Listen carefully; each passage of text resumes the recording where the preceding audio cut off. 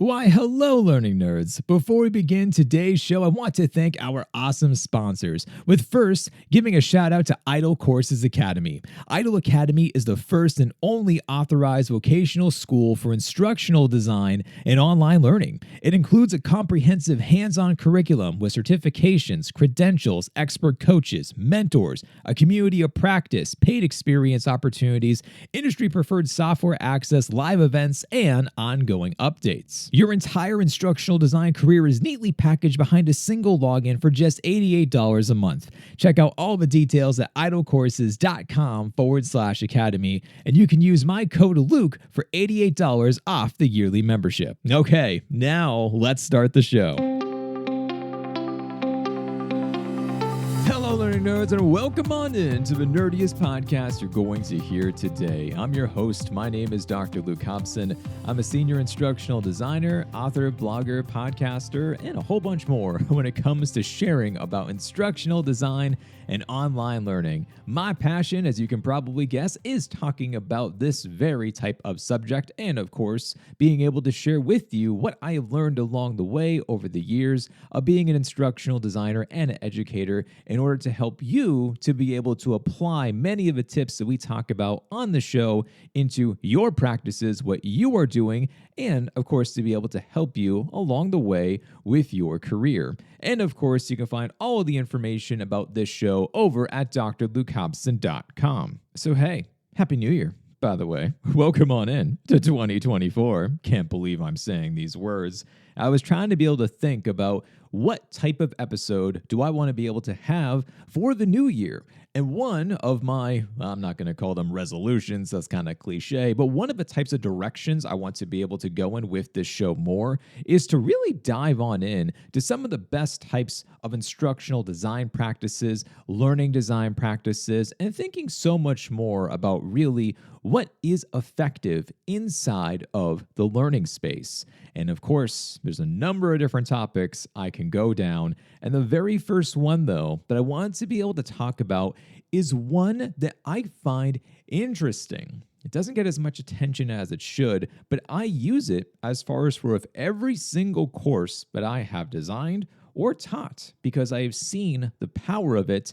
And as you know what it is, because of the title of this episode, of course, I am talking about cohort-based learning. In the realm of online education, a multitude of learning strategies vie for attention, each suited to different needs and times. Yet there's one particular approach that often flies under the radar, and it's cohort-based learning. This method is especially pertinent for adult learners, which is what I have found over the years, because we, as educators, we're always striving for our adult learners to become self-directed learners. That's always the goal that we'd like to be able to talk about, and it makes sense with today's day and age. You're trying to be able to think about flexibility when you have time to be able to complete a type of a course or a training or things of that nature, and I get it. I certainly get it. However, it's also true that solo efforts don't always cut it for many adults who might benefit from a more structured support system. Drawing from my own experiences, I've seen how, if implemented effectively and correctly, cohort-based learning can be a game changer for helping adult learners not just succeed, but excel and thrive inside of the online learning landscape. While I'm excited to be able to dive on in with you about what makes cohort-based learning so effective, let's also clarify by what exactly do I mean with the basics of cohort-based learning. Cohort-based learning is an approach where learners journey together through a course or a program, and they naturally form a cohort. This isn't just about learning alongside each other, it's also about creating a vibrant community of learners who interact and support each other. In this setup, each learner brings their unique perspectives and experiences to the table, enriching the learning experience for all.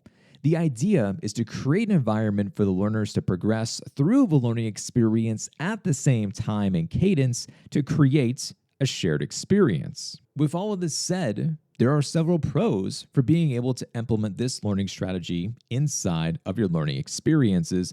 Let's break these down. I could think of a couple of types of bullet points off the top of my head for this. The first is the sense that this type of learning is familiar. I think it's safe to say that adults hate change. We don't like it. We stick to the ways we know because it provides a sense of control and comfort. And whether we want to admit this or not, our brains are primed to learn together.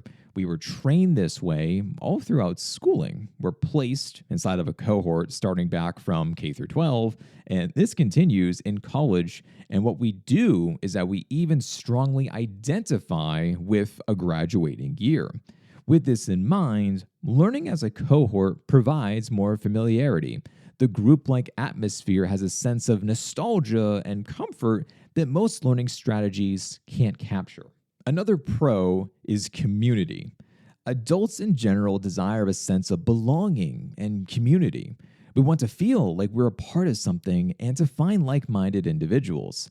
This is why I started to call my audience, you folks, learning nerds, because if you're in the field of instructional design, training, education, development, anything else of the sort, you love to learn. It's what binds us all together. And I can't tell you how many emails and messages I've received from folks about how they're thrilled to call themselves a learning nerd, and they feel like they finally found their kind of people. They're nerdy people. Now, if we take this mindset and shift it into an online learning environment, we can capitalize on this thinking and have meaningful conversations. These can stem from breakout rooms, discussions, peer-reviewed based assignments, and more. The more adult learners feel like they found their fellow peers, the more receptive they are to new perspectives, opinions, and feedback. Community and a sense of belonging are key to making a welcoming learning environment. The next pro is friends. You know what's extremely hard to do as an adult? Make friends. If you think this way, then boy oh boy, you are not alone. If you want to be able to really just see how many results come up on Google if you type in the term making friends as an adult, when I did this, I got 1.6 billion results. So I think it's safe to say that most people struggle with this. Once again, we thrive in comfort, so we naturally make friends by proximity. For instance, if you think about where you sit at work, I guarantee that you are close to the people who sit in your immediate area. Likewise, you are not close at all with anyone who sits on the opposite side of the building as you. This is also true with how we make our friends growing up. You might even still be close from people who you sat next to in high school, in homeroom, or for college with living with them in the dorm. But as people move away and settle down, your friendships will seem to fall off the face of the earth. So how exactly do you make new friends? Well, enrolling in an online course with like-minded people is certainly one way. And the last, but certainly not least, is support. This bullet point ties in with community, but it's important to call it out on its own. When adult learners go through an experience together, a sense of wanting to support one another shines right through. It's natural to want to lift others up when they are feeling stuck and to move together like a team. This is the true power of cohort-based learning. If learners are working on the same problem, it should be encouraged to discuss about the strategies and share what's working for them and perhaps what's not. This is something I've noticed with each cohort in Instructional Design Institute. The final project in the program is to design a learning experience from start to finish. Each student uses different approaches for how to make their designs, and during the live sessions, it's normal to share and have conversations about best tips and tricks. And I've seen some designs that personally I would have never come up with in a million years, and that credit all goes to the students' creativity. This creativity can also only flourish with support and with sharing ideas and trying to be able to make this grow. Going through a learning experience together like this binds adults in a really unique way, and they are not going to forget this feeling. So now that we've talked about how great cohort-based learning can be, let's talk about how this can go horribly horribly wrong. The absolute worst idea when thinking about cohort-based learning is to just throw people together in a learning management system and expect them to figure it out on their own. I often heard this sentiment over the years from other educators and from designers, and they're like, they're adults. They can just figure it out. And it's like, well, yeah, they're adults. Adult learners are adults. That makes sense. But this is exactly why we should be trying to help them instead of asking them to do more. And don't get me wrong here, I am 1000% guilty of doing this back in the day. I would throw people inside of a Facebook group or a LinkedIn group, and I'm like, they'll just naturally talk with one another. But that's only going to be for the extreme introverts out there. For most people, it's still uncomfortable and weird, and they don't know what to do, and it just doesn't feel right. So to make this type of a connective feeling work, there has to be a structure in place. There has to be a system in place for how to bring people together. So how do you do this? There are a few different types of best strategies I want to be able to share about how to really make cohort-based learning effective. The first is with networking sessions. If you want people to form a community, the first step is giving them a chance to meet one another. I mean, this is just proper etiquette that introductions should be in place when working on a new project together. It's not like you would meet people inside of a conference room and not do some form of a round of introductions or something else. It's not like you would just go and start working together. So why wouldn't we do that inside of a learning journey where we are asking people to be able to work together for the next couple of weeks or months or however long it's going to be? And the most effective way I've found for being able to do this is to host what is called speed networking sessions for the cohorts. If I try to be able to keep this simple, what I'm trying to do is that I draft some different forms of common icebreaker questions, and then I place the learners into small breakout rooms for 5 minutes at a time, and then I shuffle learners from one group into the main breakout room and then going back into the next group. And eventually, everyone is going to meet one another. Now, I do this for my students at the University of Miami, and how I like to be able to structure this is exactly what I just said. But some of the icebreaker questions, to be able to give you an example, is talking about, why did you join the doctoral program in the first place? What are your goals for everything? What do you want to be able to do? When examining this current course, what's something that you're looking forward to being able to learn about? Or anything else like that. You're trying to be able to find common ground for people and then to help them find common ground with one another. And that certainly does work very well. Of course, a type of a speed networking session does work for most people, I have found, but it's not going to work for everybody. So I would certainly strongly consider thinking about other different forms of networking opportunities and trying to be able to add those into your learning experiences. The next tip is thinking about ample opportunities to have the learners collaborate together. With the community presence that's already going to be established, it's natural for adult learners to want to be able to work together. What should be embedded inside of a learning experience in order to make this happen is purposefully thinking about ways for them to collaborate together.